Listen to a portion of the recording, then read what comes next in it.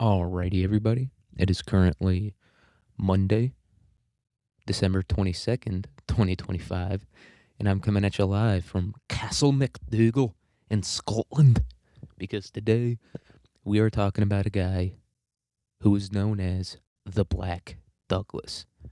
Famous Scottish guy. I found out about him when I was watching the movie The Outlaw King, which if you haven't seen this movie, it's a great movie. I used to be fucking obsessed with it. I have no idea why. It's a really good movie though. Like when I was younger, I would watch it at least every week, if not multiple times a week. I love this movie, but it's got everything. It's got medieval warfare, Chris Pine's full man bush, nipple play, Catholicism, a guy holding dead swans. I mean, this it's the most complete film of all time. It has the all the aspects of a great film, and in it, one of the characters that's featured, he's a side character. I wouldn't say he's one of the main characters, but he's an important character in this movie and in the Scottish Wars of Independence as a whole. And his name was the Black Douglas.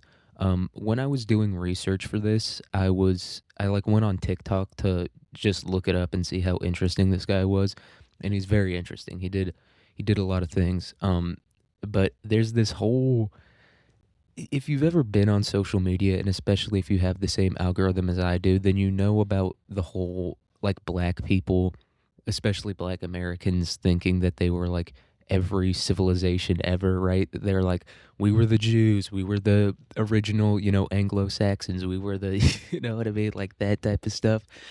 And this guy, the Black Douglas, I'm assuming because of his name, he's especially one of these historical figures that black Americans really like to claim as one of their own.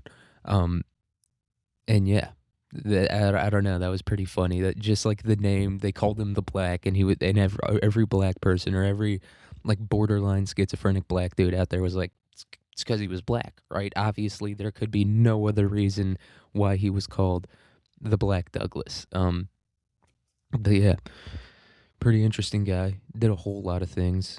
And when I'm doing this episode, I'm gonna try to like intertwine it with the movie The Outlaw King, uh, just to like see what was real about the movie, see what wasn't real. Like when I was watching the movie, I was looking stuff up to be like, did this actually happen? Did this actually happen like this? Obviously, as we're gonna find out, the Scottish War of Independence, or this is the first Scottish War of Independence, was like I think close to like 15, 16 years long. Even longer if you include William Wallace and all that stuff, which I'm assuming you do. It was a very, very long war. And so obviously for this movie, they had to kind of like compress it down and condense it. Um, like the whole movie makes it seem like it was like 3 or 4 years long. No, it was way fucking longer than that. And it was pretty. There wasn't a lot of super intense battles. It was a lot like or it was a lot like the idea that people have of the American Revolution, right? Guerrilla warfare, people hiding behind trees, popping out, shooting people. And yeah, and one thing I will say about the Black Douglas, this is going to come up later in as we go over his life, is this guy, you could claim, is directly responsible for Christopher Columbus discovering the Americas. And I'll talk about why later, but he you could draw that line there, and I don't think it would be a very ridiculous line to draw, between him and Christopher Columbus discovering the Americas. But I did think the name the Black Douglas kind of sounds like it sounds like what a white person would call doing the Dougie, doing the Dougie. Teach me how to Dougie, teach me how to Dougie. Call him like a white guy. I'm imagining like a white, like British explorer being like, what's this dance called? The Black Douglas? Just seeing a bunch of black people doing the Dougie. I don't know. That's what the name made me think of.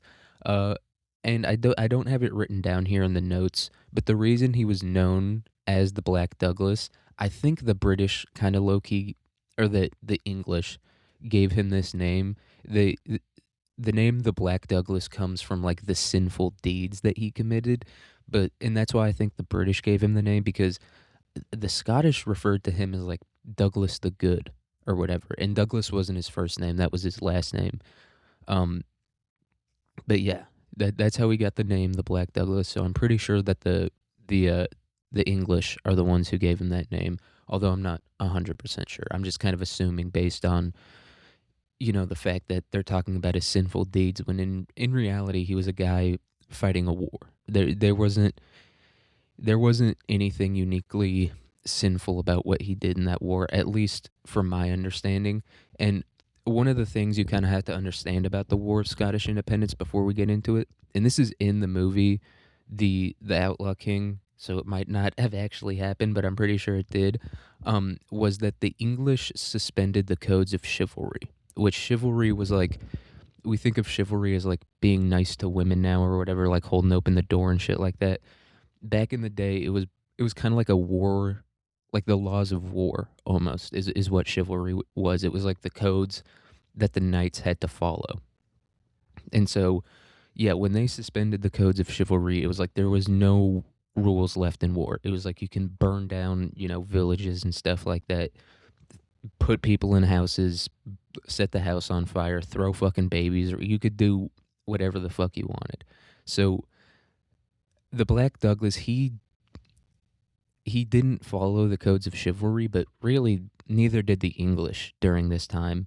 But I think maybe they're talking about like the non-gentleman way in which he fought the war. He was a big, guerrilla warfare guy. He was sneaky because he had to be. When you're outnumbered like that, you have to kind of conduct guerrilla warfare. You know what I mean? And find alternative ways, because it's like back then, and really for centuries even afterwards, a battle was just like two groups of people just sprinting at each other full speed. You know what I mean? And then when guns came along, it was lines of people with guns shooting each other. So, but if you're vastly outnumbered, like we're going to see the Scottish War, you kind of have to conduct guerrilla warfare or non conventional warfare. And he was very good at it. He was a very effective fighter in that way. But let's get into his life story. You know what I mean? Why was he so adamant about fighting the English, besides the fact that they were English and he was Scottish? What else is there?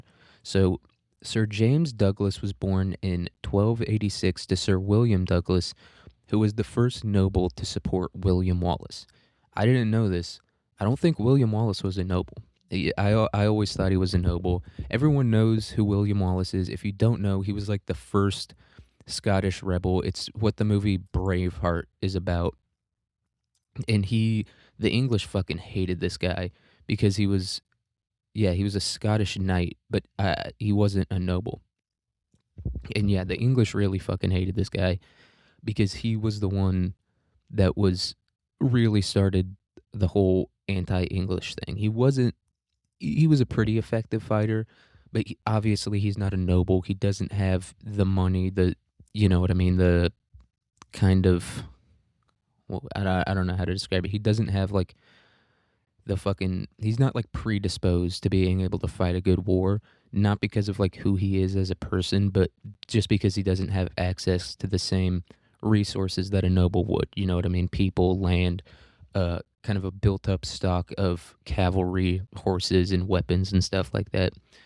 But he was the one who really got the thing going. You know what I mean? He was the one who got the grassroots revolution started in Scotland, and then obviously the nobles with all their resources and stuff, they join in, and then the war really gets going. So William Wallace, good fighter, brave man, did a lot in terms of getting the movement going, but in terms of the actual war itself, it was mostly the nobles who won a lot of the big battles and did a lot of the effective fighting. And this guy, the Black Douglas, he was one of those nobles. But we're going to find out he wasn't really a noble, or kind of, but not really. He didn't have access to the same resources like I was talking about. So during the early years of the Scottish War of Independence, he was sent to Paris, where he worked as a squire for William de Lamberton, who was a monk/bishop who campaigned for both William Wallace and Robert the Bruce. Robert the Bruce, that's another big name that you got to remember for this. He was he was a very important noble during this time. I don't want to spoil anything, but he was a very important noble during this time.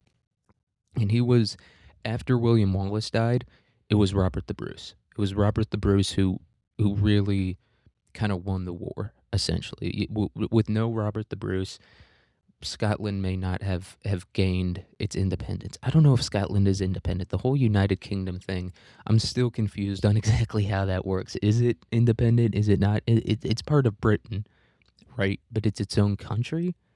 It's part of the kingdom, but it's its own country. I don't fucking know how it works. So it's still ruled by the king, right? So it's not really its own god. I don't fucking know how it works. But Robert the Bruce is another important name. That's who the Outlaw King is about. It's about Robert the Bruce, Chris Pine, with his big old bush doing nipple play with Florence Pugh. It's a fucking great movie. But he is, yeah, he's important. And the Catholic Church is also very important in this. We're going to talk about, and this is pre-Protestant Reformation. So the English are Catholic, and so are the Scottish and the Irish and everyone else in Europe. Everyone in Europe at this time is Catholic. There's no Protestant versus Catholic. Everyone has to kind of bow down to the Pope at this point in time and just bow down to the church in general and listen to church leaders like this guy, William de Lamberton. And I think I know in Spanish day means of, but I think in like Celtic or early English or whatever this is, day means the. So this is William the Lamberton. And Lamberton is just his last name. Same with Robert the Bruce. Robert the Bruce's last name is just Bruce. I don't know why he's Robert the Bruce. I guess that makes sense. You know what I mean? It's like your first name of that family. So I guess that makes sense, but it's kind of weird. And I think it was just like maybe a noble thing back then. I don't know, or like a high level type of thing. I don't know how they determined who was Robert the Bruce versus just like Robert Bruce. I don't know how it worked. So when Scottish nobles surrendered during the war, their land was returned, but Edward I of England found out who Douglas's father was and refused to return his land.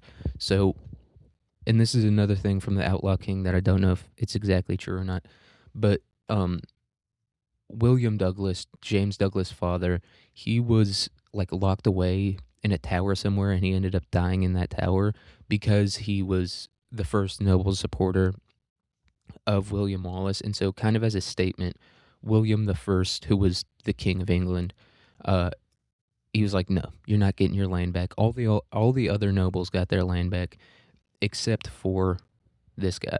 And when they got their land back, they were still kind of basically under English control for a couple reasons, but one of the main ones was they had to pay reparations for the war, and so they had to like tax the shit out of the people who lived in their, fiefdoms or whatever because this was feudal time, so it'd be a fiefdom. They had to like tax the shit out of those people, and the people were really upset about that because they were already getting taxed pretty heavily during the war because the fucking nobles had to fund the war. So yeah, that's one of like the main things that like really got people going, was the fact that they were still getting taxed even after the war, even though they lost the war. They're like, we lost the war, you guys were taxing the shit out of us, now you're still taxing the shit out of us. They were understandably pretty pissed about that. Kind of reminds me of something.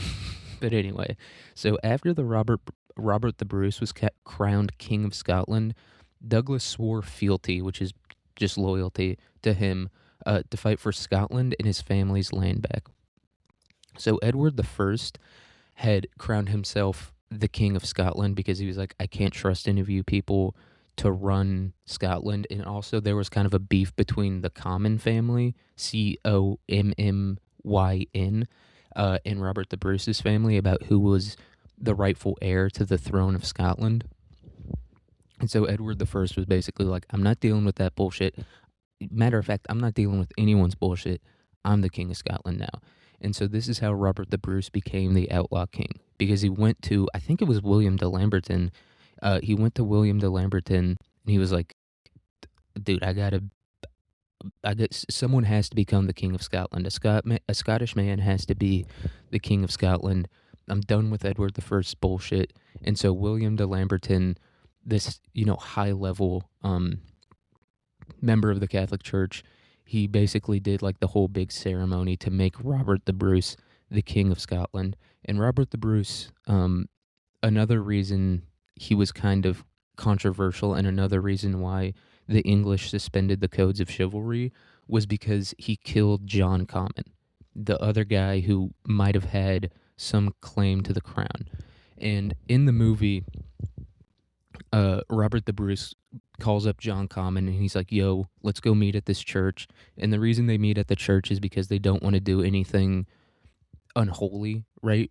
You know what I mean? Like if they met in a field somewhere, obviously John Comyn's just gonna roll up on him, kill him, be like, "Yo, I killed Robert the Bruce, this guy who's like kind of thinking about starting a revolution.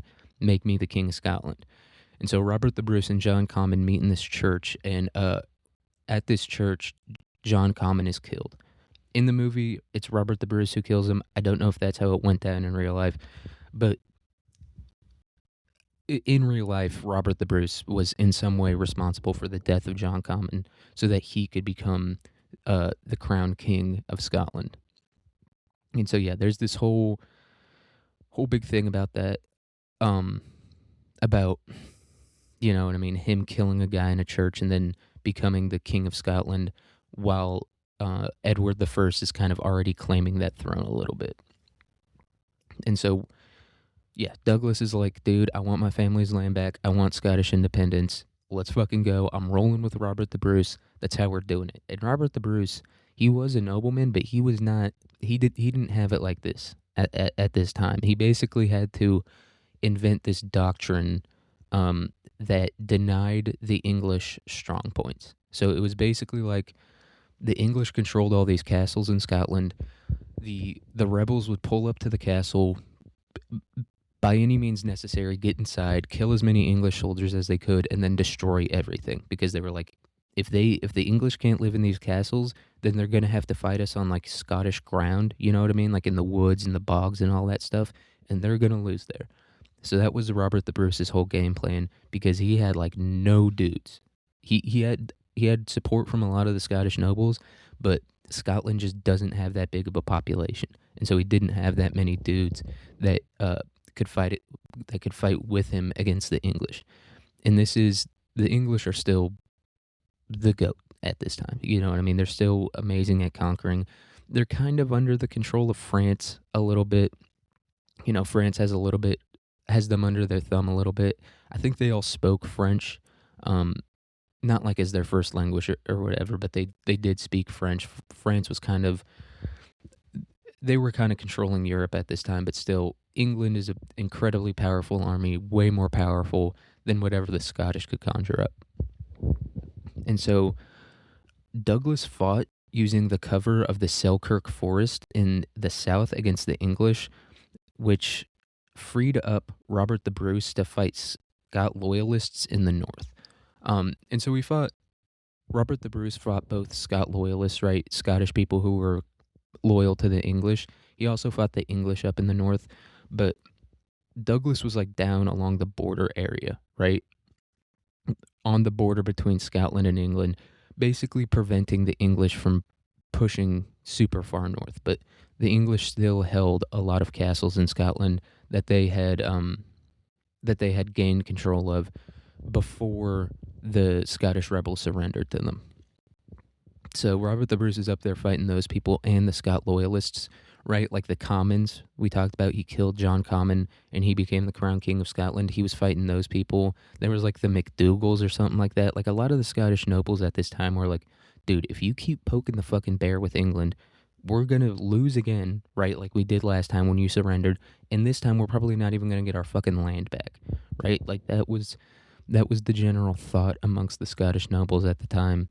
Or not amongst all Scottish nobles, but a fair amount of them. And so Robert the Bruce had to fight a fuck ton of those guys when he was up there, being like, "Dude, we can fucking win this war if you guys just join my side." And a lot of them did end up joining his side. I don't think the Commons ever did, though, right? I mean, they did like murder one of the kids who maybe could have become the crown king of Scotland, so that's understandable. But I think the MacDougalls, or whatever they were called, they did end up joining um, Robert the Bruce in the Scottish Rebellion against the English. And so, yeah. But the Black Douglas, though, he's fighting along the border, doing like guerrilla warfare, using the forest as cover and shit. The English weren't used to fighting in forests and stuff. Like, there's very, very few forests in England. It used to be covered in forest, but then farmers came in, cut all the trees down and stuff, turned it into grazing land for sheep and cattle. So they weren't used to fighting in the forest, and they weren't used to fighting a super mobile enemy like the Black Douglas. Like the Black Douglas, he was super mobile. He had a good lay of the land. He knew a lot of the people around this area. Like this is where his family's from. This is where they were the nobles and stuff like that around this area. It's a pretty big area. Um, and so yeah, they weren't used to fighting an enemy like this who could just hit and move, hit and move, hit and move. You know what I mean? The classic tenets of guerrilla warfare. You know, just pop out, kill a couple people, dip. That's basically what the Black Douglas was doing at this time. And so in 1307, Douglas returned to his ancestral castle with a few troops of Robert the Bruce and hid until Palm Sunday. I can't remember how they get inside the castle in the movie. I do remember they end up going to the church with like cloaks and shit on, and we'll talk about it's one of the sickest scenes in the entire movie. Um, but yeah, he goes there. He does it on Palm Sunday. Remember, no chivalry at this point. We're not acknowledging, God or the rules of war or whatever. It's just man versus man. Who's going to have control of Scotland? And so he's like, they're all going to be in church on Palm Sunday. Remember, English, still Catholic at this point. And I'm going to roll up and I'm going to do what I need to do to get my fucking castle back, right? Except remember, Robert the Bruce's whole strategy is destroy the fucking castle so that way the English can't, get control of them back and just hold the strong point again. Destroy the fucking castle. And so after the English soldiers had left their post to attend Palm Sunday service, Douglas, along with his troops and local supporters, entered screaming, "Douglas! Douglas!" Dude, and this scene in the movie is so sick. So like I said, the Black Douglas pulls up and he's wearing like a cloak or whatever, and he walks into church and he sits right behind one of the English guards or whatever. And like as the priest starts like singing in Latin or whatever, doing a Latin chant, fucking he rips off the cloak. You know what I mean? Like some badass like movie shit. Rips off the cloak, pulls out a knife, stabs the fucking English guard in the neck, and just starts screaming, "Douglas! Douglas!" Right?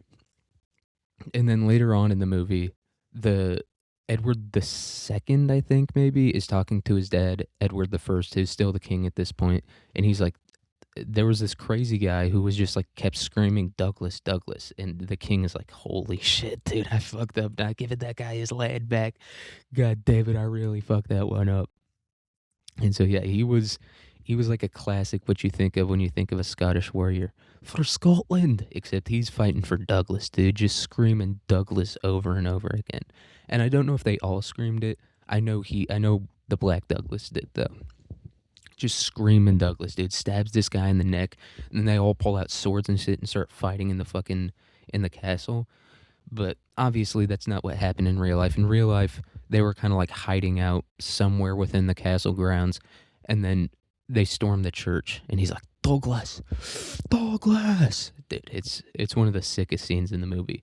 And another thing in the movie that I'm sure didn't happen in real life is that they show the Black Douglas like training and fighting with two swords, like he doesn't use a shield. That's pretty fucking sick, dude. They made this guy look very sick. Probably even they probably changed a whole lot about him when they didn't really need to. Like there's this one thing that we're going to talk about in here that he did that he did that they don't even show in the movie, and I think it's even cooler than when he stormed the church screaming Douglas, Douglas. And so some English soldiers were killed and others were taken prisoner, and the prisoners were beheaded and the castle was burned while English soldiers were used to poison the wells. And so, yeah, they beheaded all of these English soldiers, and then they put their heads in a pile and burned the pile of heads. And then, obviously, they burned the castle down in accordance with Bruce's doctrine. Or you can't really burn a castle down because it's mostly stone, but they destroy everything they can in order to make it a lot more work for the English to be able to inhabit this castle, salt the land, destroy everything. They literally salted the land so that if the English pull up to try to, take this castle back or whatever, and they dip immediately, right? They don't destroy the castle and like linger around or whatever. They just dip immediately after they destroy the castle. That was like their whole thing, and the English were just like perplexed by this. They were like, they're destroying their own castles in Scotland, right? They couldn't understand the fact that these nobles were willing to sacrifice their castles and stuff in order to gain Scottish independence, and in order to, you know what I mean, as nobles gain back control of their fiefdoms. They just couldn't wrap their heads around that. So yeah, he destroys the castle, poisons the wells. He's like just dumping bodies into whatever well he can find so that if the English do pull back up, they're not going to have any safe drinking water.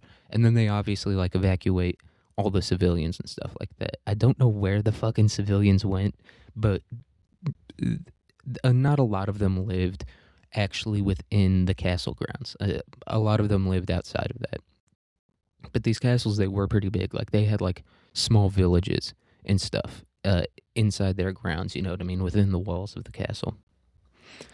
So he burns down the castle and all that stuff. And as the war raged on, Douglas fought, and the English were pushed out until only a few well-defended castles remained, including the fortress of Roxburgh.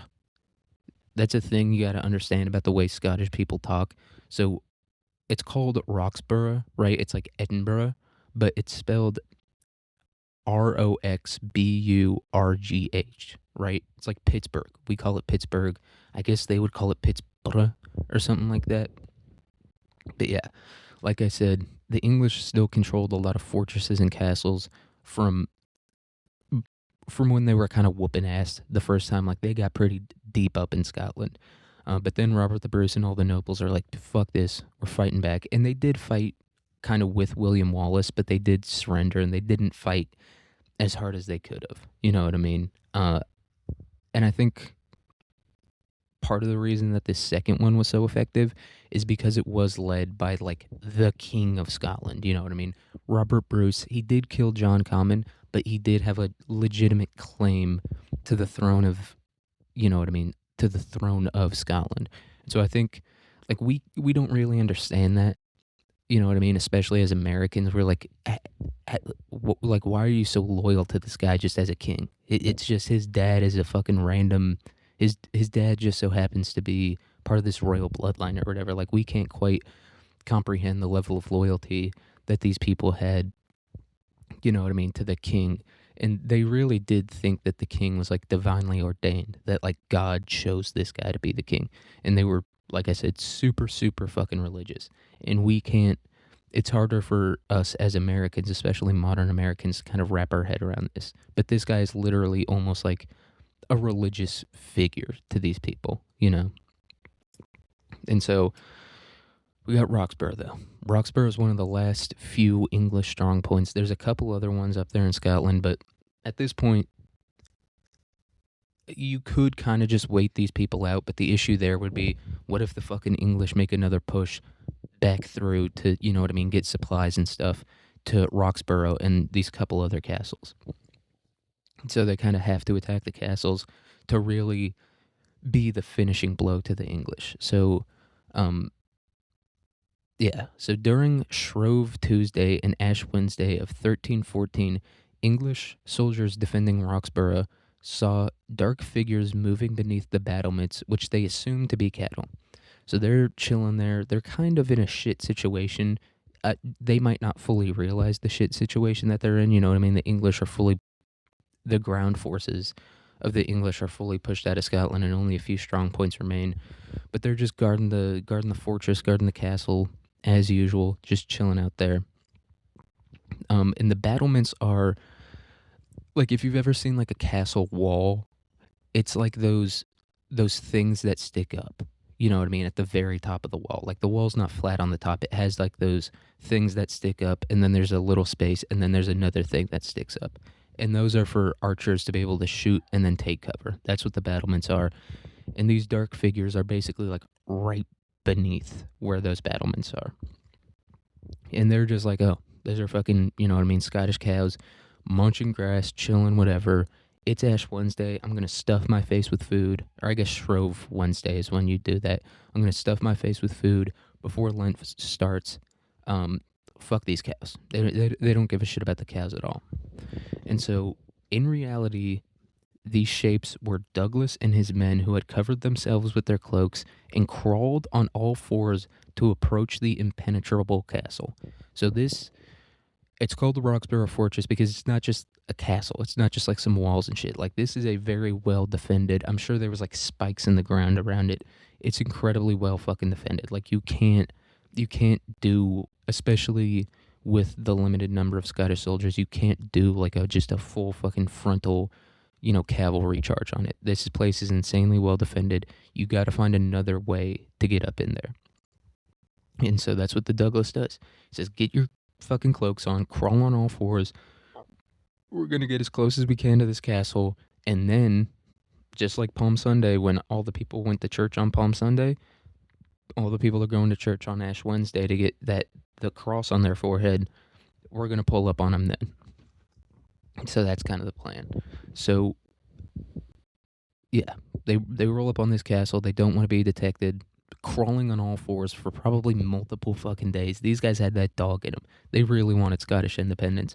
And so when the English soldiers went to the Lent feasts, Douglas and his troops scaled the castle walls with hooks and quickly overwhelmed the enemy.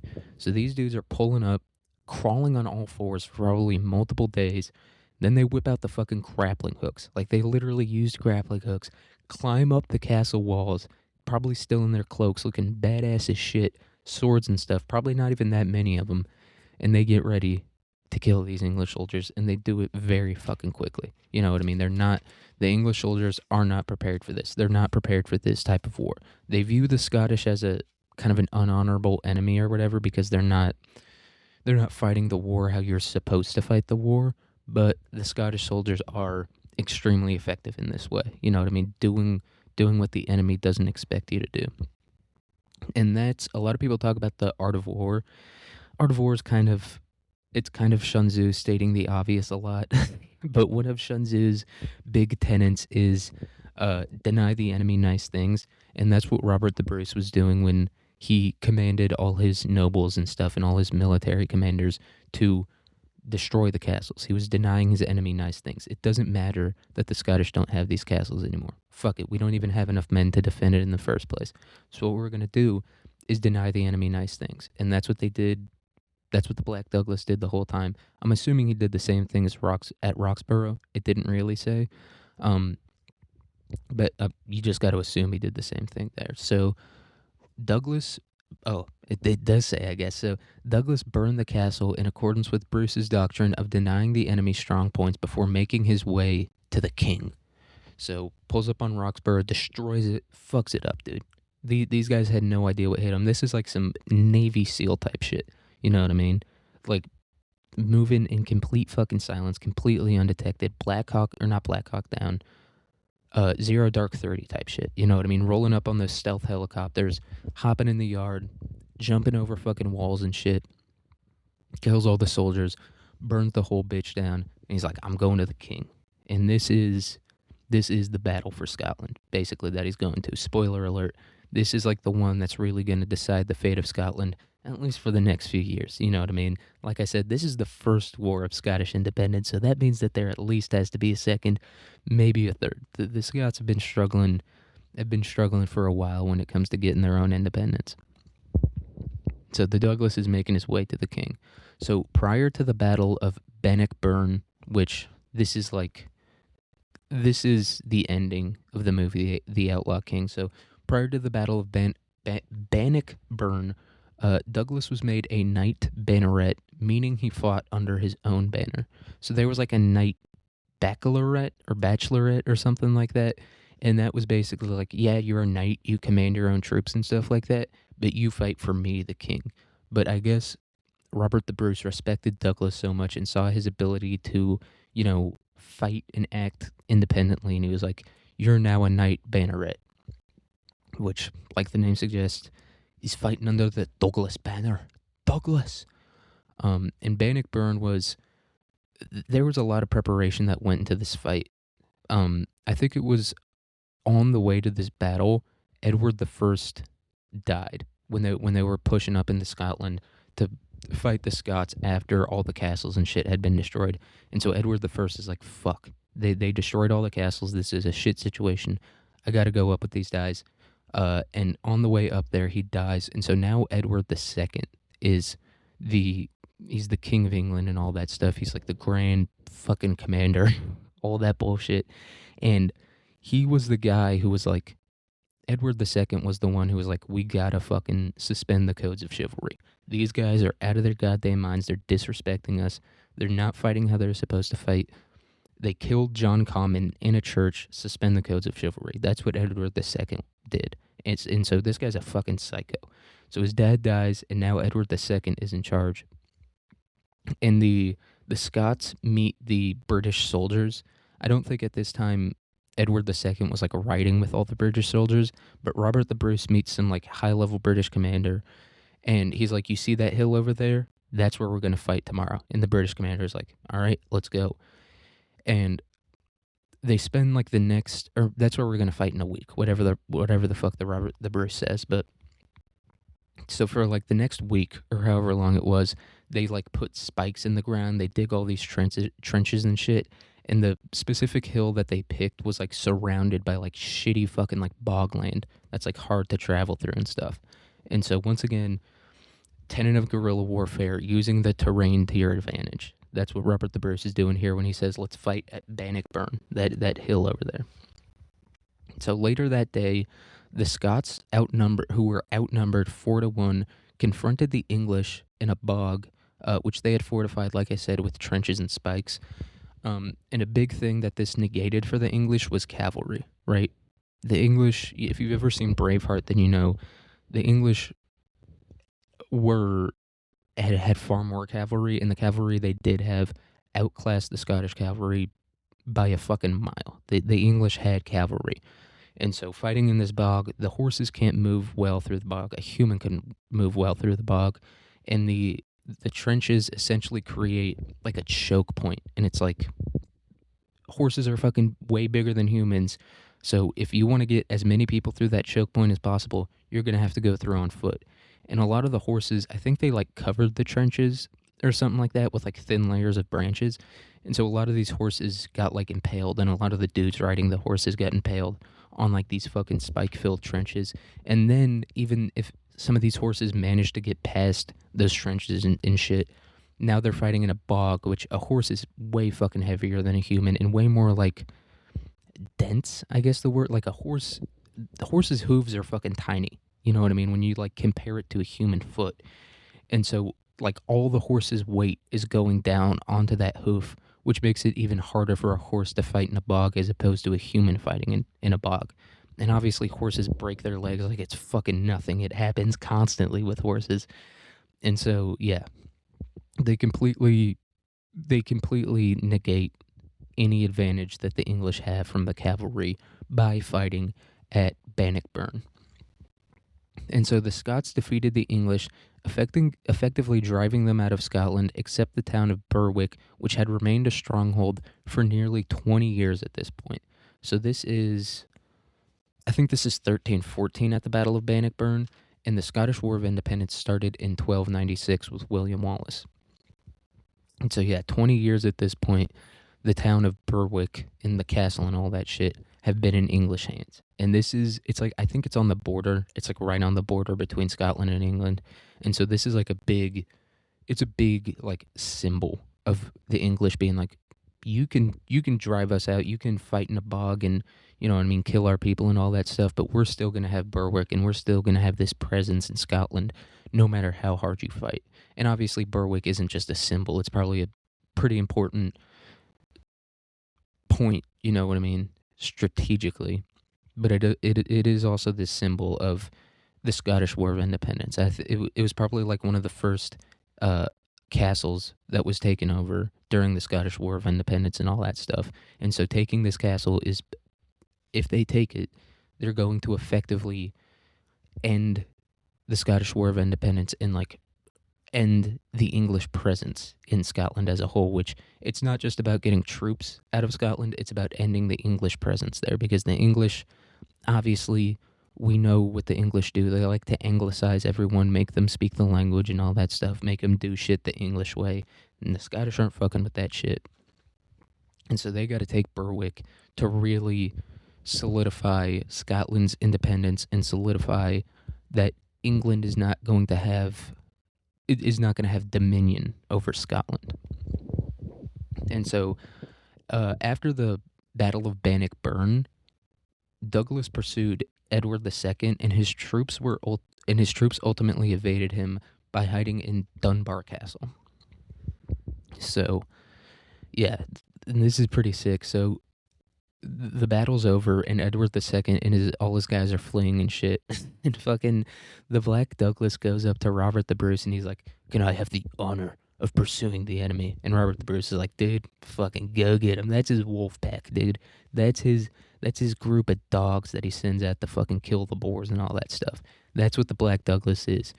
And he almost gets him. Like, there's this poet, and we're gonna read one of his poems at the end of this. Yeah, John Barber, and he says he's like a poet and a historian. I don't know. Everyone had like 12 fucking jobs back then. But he talks about how when the Black Douglas was pursuing Edward II, Edward II and his men didn't even have time to stop for water because they were just pursuing them so fucking hard, like doing anything they could to get to these guys. And so English are basically driven out of Scotland, and from 1315 to 1318, Douglas acted as a warlord on the Scottish border, and he was instrumental in capturing Berwick in 1318. I think Berwick was just like a pretty standard, like, everyone got together, all the nobles and shit, and they were like, all right, we got to take Berwick. We just got to do it. And so I don't think it was the Douglas doing anything like super badass on his own, right? Like when he scaled that wall after fucking disguising himself as a goddamn cow, right? It's not like that. I think it was a pretty standard battle overall, but it was a very important one. And he played an instrumental role on it. If I had to guess, we're going to talk about another battle that he was involved with, where he was in charge of like the full fucking like frontal assault, right? And then some other people went around the side. So if I had to guess about his instrumental role in the taking of Berwick, I would guess that's it, although I'm not exactly sure. I know that's his role in another battle that we're going to talk about. And so they take Berwick in 1318, and this fucking enrages Edward II. He's so goddamn pissed about this. So he assembled the largest army since 1314. 1314, remember, that's the Battle of not Berwick. What's it called? Bannockburn. Goddamn. That's the Battle of Bannockburn in 1314. So he assembles the largest army since then, and he marches his ass north to Berwick, arriving in the summer of 1319. So he's going right back for Berwick. I don't know. I feel like that's a crazy move. I'd probably go around Berwick and like find some other castle to take, but he's going directly back for Berwick. Like I said, it's an important symbol, I think, overall. You know what I mean? As a strategic point, yeah, it's strategic. It's right on the border between Scotland and England, but I'm sure there's many other castles and shit along that border that they could have taken, but they're going for Berwick because Berwick is this symbol of English dominance over the Scots, being like, we fucking control Berwick. We've controlled it for 20 years. Yeah, you might take it back for like a second, but we're going to take it back from you and reestablish our control over Scotland. And so Edward had brought his wife, Queen Isabella, and left her in the English town of York. And York is an important thing you got to know. It's pretty far from the Scottish border. It's like I think a 3-hour drive, which for English people that's like a 20-hour drive for them. It's like a 3-hour drive from the Scottish border. So this is pretty far away. Even though the Scots have kind of complete control over their land at this point, if they want to go to York to fuck up the Queen or whatever, they're going to have to go through a lot of fucking English territory to get there. They're going to have to go through a lot. And there's not as much like forest cover and stuff that they can use when they're going down to York. It's well into English territory. It's not like Berwick where it's right on the border or whatever. It's very deep into English territory. And so Robert the Bruce ordered Douglas on a diversionary raid into Yorkshire, where a small home guard, which included many priests and clerics, sat in defense. So Robert the Bruce knows, all right, Isabella is in York. She's in the city of York, and then there's like the county of Yorkshire. I think that's what the word shire means. It's referring to like the county around the city. So he's like, yo, pull up the fucking Yorkshire.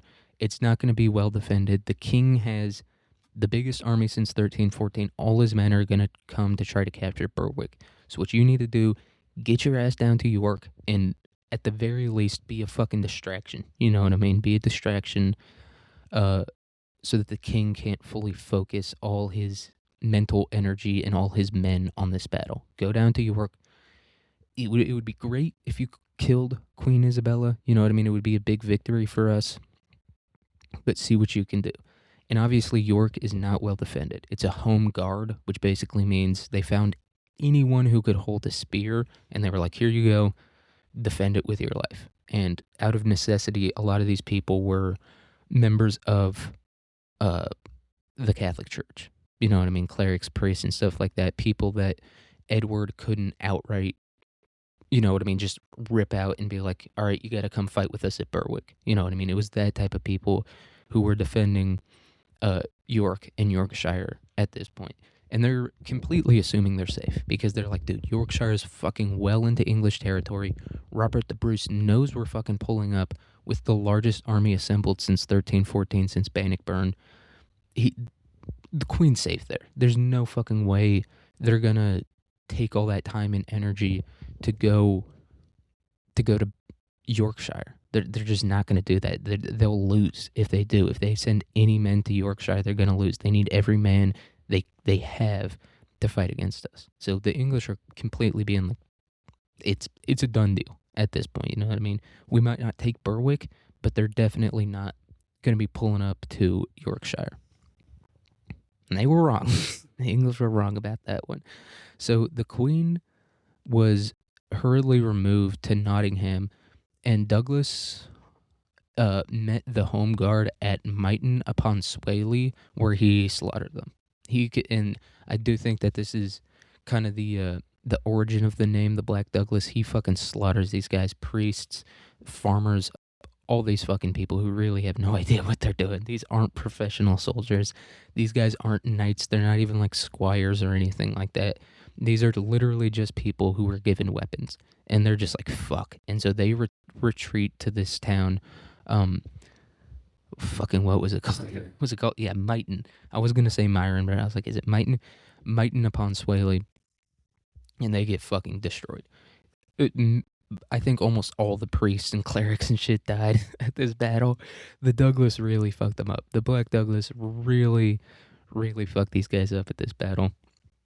And so I think that's where he gets the name Black Douglas, is because he killed all these people, including a lot of priests and clerics and stuff like that. Yeah, that's where the name, I believe, comes from. I could be wrong. And so this raid ultimately caused Edward to abandon his fight for Berwick and Scotland until he returned 4 years later to try to take Edinburgh. So Edinburgh, I'll look at a map real quick just to double check, but I think it's not a border town. I don't think it's super deep into Scotland, but like North Scotland is pretty sparsely populated. And so really most of the people and most of Robert the Bruce's forces would be concentrated in the south just because that's where the population is. Yeah, Edinburgh is pretty fucking deep into Scotland. Like we talked about, Berwick is like kind of right on the border there. Edinburgh, if you've never heard of it before, it's like a huge fucking city. Like now it's probably about the size of like Cincinnati or like Columbus, Ohio or something like that. But it's a very old city. So even at this time, you know what I mean, in the early 1300s, it's still this huge fucking city. And I think it's the capital. Glasgow or Edinburgh is the capital. I don't fucking know. But yeah, That's fucking Edward II's plan. He's not his dad. You know what I mean? It is the capital of Scotland, okay. Edward II is not his dad. His dad was a very good fighter, but he was an even better like politician. You know what I mean? He gave all the land back to the Scots or to the Scottish nobles after they surrendered. You know what I mean? And after William Wallace was killed and all that stuff, he didn't fuck with them that much. He didn't like Edward II would have not taken their surrender, and he probably would have gotten a lot of his men killed, and it probably would have even been a worse result than what happened for the English. You know what I mean? If Edward II was in charge at this time, Edward II, he makes these rash fucking decisions like this, where he's like, I'm gonna go take Edinburgh, right? And then we saw the thing with fucking Berwick, right? He doesn't plan well. He just rushes straight into some shit, and this is incredibly dumb even by his standards to be like, all right, we're gonna go take the fucking capital. Like, this is their London. Edinburgh is basically the fucking London of Scotland. And he's like, we're gonna go fucking take that real quick. He just lost at Berwick. He lost at like this shitty little fucking border town, right? Or not shitty little border town, but it's not Edinburgh. Edinburgh is fucking Edinburgh, dude, right? He already lost at Berwick. And I was like, all right, let's go take Edinburgh now. We lost at Berwick. We could definitely take Edinburgh.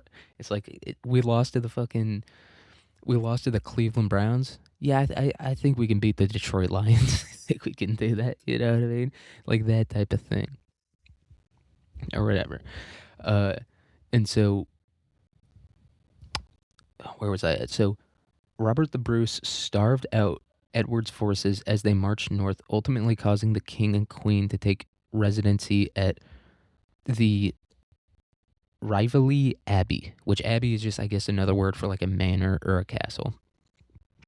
And so, yeah, Robert the Bruce is like basically cutting the supply lines to Edward II's forces as they're moving towards Edinburgh. They're like, all right, Edinburgh's the mission, Edinburgh's the goal. Let's fucking go take Edinburgh. And Robert the Bruce, deny the enemy nice things, or whatever the fuck Sun Tzu said. That's his whole move, is just deny the enemy. You know what I mean? This is our land. We know how to operate here. We don't need these big fucking fancy supply lines. We don't need these wagon trains and all that shit. We can operate with barely any fucking supplies because this is our land. We know the people. We know the land. We don't need all this shit. And yeah, that's just Robert the Bruce's whole strategy, and it fucking works extremely well. Like, the English soldiers are literally starving. They're like eating fucking grass and shit on the way to Edinburgh because Robert the Bruce is just like cutting all the fucking supply lines and shit like that. And so they're hiding out at this place, Rivoli Abbey, which is in Scotland. And so the abbey was defended only by John de Brittany and his forces, who met Douglas head on while Highlanders scaled the cliffs to the side to attack John and his men from the flanks. This is real fucking Scottish shit, dude. The fucking Highlanders climb those fucking cliffs. It's badass. The Douglas is just full on like screaming out his name and shit like that. He wasn't scared of anything. We talked about his guerrilla warfare tactics of like hit and move. He did that because it was effective. He didn't do that because he was scared of the English or whatever. That's not the type of guy he was.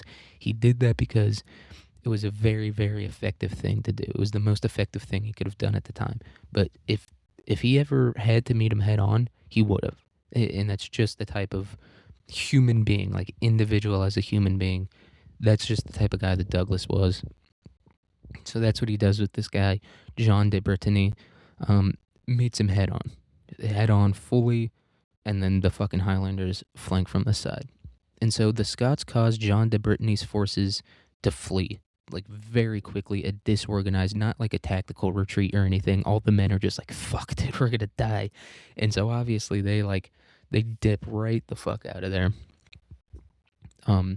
And ultimately bringing the same fate to Edward and Isabella. So they don't kill Edward and Isabella, but they do cause them to flee in a very undignified manner. You know what I mean? They're dominating, and this basically brings an end to the Scottish War. So Douglas continued raids in the south, almost killing now King Edward III. Yeah, and this is Edward II, yeah, this guy's a little bitch, and I hate him and all that stuff. But his wife was fucking this other dude. Queen Isabella was fucking this other dude, and then they like killed Edward II or like put him in jail or something like that. And then they made Edward III the king, and he was like very fucking young at this point. He was like super young at this point. But he's now the king of England because his wife fucking cucked him and then killed him or killed Edward II or whatever. And so he's doing these raids and stuff, still being a warlord until 1328, where Robert was recognized as king and Scotland was recognized as independent. This is it. This is the end of the First Scottish War of Independence. Lasted from about 1296 to 1328, dude. And when, I think 1307 was the first time when the Black Douglas got involved. So he had been fighting in this war since he was, how long would that be? That'd be 21 years that he fought in the war since he was 21 years old. So literally half of the Black Douglas's life had been in the fucking Scottish War of Independence. This guy knows nothing other than war. he knows nothing but war. 21 years fighting against the strongest army in the world, hit and run, fucking pretending to be a cow and shit like that. This guy knows nothing besides war. And so, Bruce, he dies in 1329. So the war ends in 1328. Bruce dies in 1329. The war was probably the thing keeping him alive at this point. He was just like, I have to win this war. I have to do it for Scotland and the nobles. I have to win this war. And so he dies, and he asked Douglas to take his heart and present it at the Holy Sepulchre in Jerusalem, which had been held by Muslims since 1187.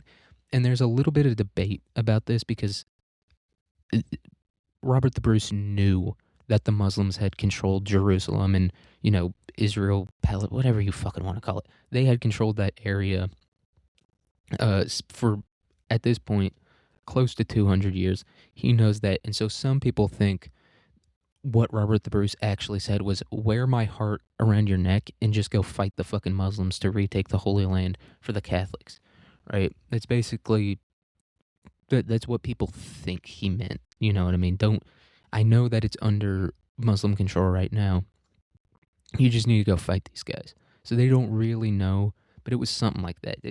All you got to know is that the Black Douglas ends up wearing Robert the Bruce's heart around his neck in like a silver locket. Like they dry it, put it in formaldehyde or some shit, and then they put it in this locket that he wears around his neck. And that's where the name Braveheart actually comes from. That is where the name Braveheart comes from. A lot of people think William Wallace was Braveheart. No, it was Robert the Bruce. And the way he allegedly got that name was because the Black Douglas wore his heart in a locket around his neck. So he had like a brave heart, which like inspired Douglas to, go and fight and all that stuff. That's where the name comes from. And the Holy Sepulchre, I'm pretty sure that's where Jesus was like crucified or whatever. I know he was crucified on Mount Calvary, or maybe that's where he ascended to heaven.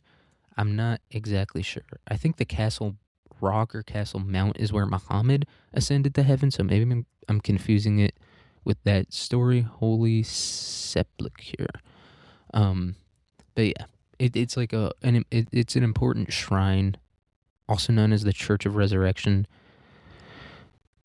Yeah. So it's the site where Jesus returned from the dead. Okay, so that's what it is. I know it has something to do with that. And so yeah, fucking, of course, the Black Douglas, he's not scared of shit. He's been fighting for literally half his life, probably even more than half of his life. And so he's like, fuck yeah, I'll go. I ain't scared of no goddamn Muslims, dude. I just beat fucking England. I just beat England by pretending to be a cow, dude. I'm not scared of these people. Let's go fight them. And so while stopped in Flanders, which that's like Belgium, Douglas received word that Alphonse VI of Castile, which is like, I think it's a northern, maybe it's southern, it's somewhere in Spain. It's one of like the regions in Spain that wants to be its own country, which I think is all the regions in Spain, but it's one of those regions. And at this time, I guess it was kind of its own kingdom or fiefdom or something like that. Alphonse XI of Castile was preparing a campaign in Grenada as a part of the Reconquista. And the Reconquista is basically Islam was created, and then they were like, okay, let's go destroy the whole world. Right? Or not destroy the whole world, but let's go turn the entire world into just one giant Muslim empire. That's basically what happened after, like, literally as Islam was created. And that makes sense because Muhammad himself was a warlord. And so one of the big places that they captured, and really, I don't think the only place in Europe that had significant, you know what I mean, Arabized Muslim forces living in it, but one of the main ones was Spain. They'd conquered basically all of Spain. And so the Reconquista was a 700-year-long period. You can't even call that a fucking war. It was 700-year-long period in Spanish history where they were driving out the Muslims from Spain. And Granada is on like the southern coast of Spain, like right next to Morocco and Algeria, I think. I don't remember if it's Algeria or Libya, but right next to Gibraltar. You know what I mean? Like the Strait of Gibraltar. That's where Grenada is. And this is towards kind of the end of the Reconquista. The Reconquista ended in the 1400s. And so I think Grenada is probably one of the or Granada, however you pronounce it, is one of the last Muslim strongholds in Spain. And so I think this is it's not like a single castle. It was a pretty big emirate or sultanate or whatever the fuck they called it. It was a pretty big, like the entire southern coast of Spain. And I think a little bit of Portugal that they controlled. And so, of course, fucking, the Black Douglas being like, Robert the Bruce, he wants me to bring his heart to the Holy Sepulchre in Jerusalem. Muslims control that. I gotta go fight these guys. And also, Alphonse the 11th is he's like the cousin of Edward the First. You gotta remember, this is when all the people in Europe were related. All the royals, like the head honchos, all of those people were related at this time. And so I think his cousin is, I think it's Edward the Third was Alphonse the 11th's cousin. I can't remember exactly. But yeah, and that's why I say that he is directly responsible for Christopher Columbus discovering the Americas, because Christopher Columbus was originally from Italy. That's where he was from, and that's who he wanted to fund his venture, to find another route over to India so that they could get spices and shit like that. That was his original. He originally went to the Italian royal families, and they were like, no, we're not doing that shit. And then he went to Spain, and I think Spain denied him once or twice, but they ultimately ended up funding it. And the reason that they did that was because they wanted to have other lands that they could use to supply themselves in the case of another Muslim invasion, right? That was the motivation essentially behind funding Christopher Columbus's voyage, was being like, dude, we just spent 700 years pushing these people out of our country. We gotta have a fucking backup plan so that this shit doesn't happen again. So, everyone blames the Europeans, you know what I mean? All the left-wing people blame the Europeans for colonizing the Americas and killing all the natives, which they did do. I mean, that's not a left-wing opinion. That's more so a statement of fact that they did that. But the reason that they did that was because the Muslims had been invading them and killing them and doing all this shit for 700 years straight. That's why the Spanish did this in the first place. And so the Scots met Alfonso in Seville, which Seville used to be the capital of Spain, and they set out to capture the border stronghold of Tiba, where Douglas was killed in a decisive Castilian victory. And yeah, that's how this relates to Christopher Columbus, because Christopher Columbus would have never gone on that adventure if it wasn't for the Spanish being scared of the Muslims, and more importantly, the Spanish being able to beat the Muslims in the Reconquista. And he was a big part of that in terms of taking out Granada, which was kind of like their last big emirate that they controlled in there. And so now we're going to read a poem written by that guy we talked about earlier, John Barber. And so this is a pen portrait of the Black Douglas, the first of its kind in Scottish history, which was kind of rewritten in 1914. So this is the poem. But he was not so fair that we should praise his looks in high degree. In visage he was rather grey, his hair was black, so heard say. His limbs were finely made and long, his bones were large, his shoulders strong. His body was well knit and slim, and those that set eyes on him, when happy lovable was he, and meek and sweet in company. But those with him in battle saw another countenance he wore. I don't know how you pronounce that, but yeah, that was the poem that John Barber, historian slash poet, wrote about our boy, the Black Douglas. And that is the Black Douglas, at least from a military perspective. And that's really all he did his entire life.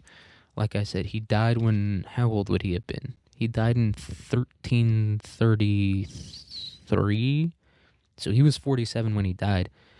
And he was 21 when he got involved in the Scottish War of Independence. So he fought over half of his life in the Scottish War of Independence and in Grenada and stuff like that. You know what I mean? And in these kind of border raids on English strongholds within Scotland. So the Black Douglas, I'll see what year he died in real quick. Where he died at Tiba. Yeah, he was 44 years old. He died in 1330. Okay. So yeah, spent his entire life fighting, and he was a beast at it. Nothing else to say. The guy fucking rules. Got Scottish independence, was a key part of taking Tiba, which was the last, or not the last, I don't know if it was the last, but it was, the Muslims used to control the entirety of Spain, and now they only have the Emirate of Granada, and he was a key part of that. So yeah, this guy fucking rules.